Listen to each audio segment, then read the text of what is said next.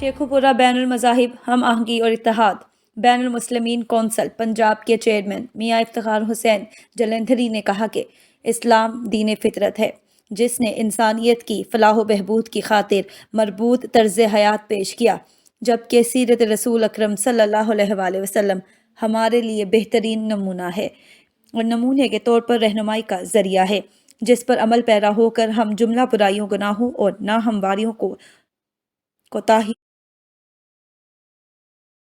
आना चाहिए हमें।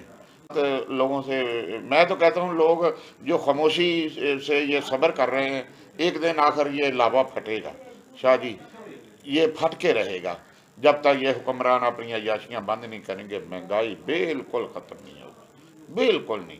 इन्हें चाहिए अब ऐसा किरदार अदा करें मोहम्मद मुस्तफ़ा सल्लल्लाहु अलैहि वसल्लम, उनके सीरत को अपनाएं, सहाबा कराम की उनके फरमान को ये अपनाएं, आले मोहम्मद के फरामीन को ये पहचानें, तभी ये मुल्क की जो है ना इस मौजूदा बहरान से निकल सकता है। वरना इस मुल्क ये कहते हैं हमारे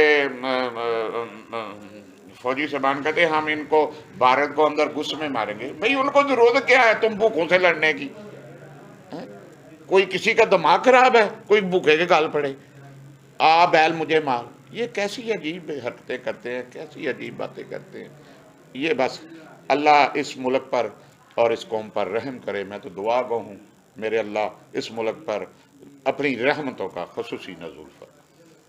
अच्छा ये बताइएगा कि हज़रत बीबी फातिमा ज़हरा के हवाले से आप जश्न के हवाले से क्या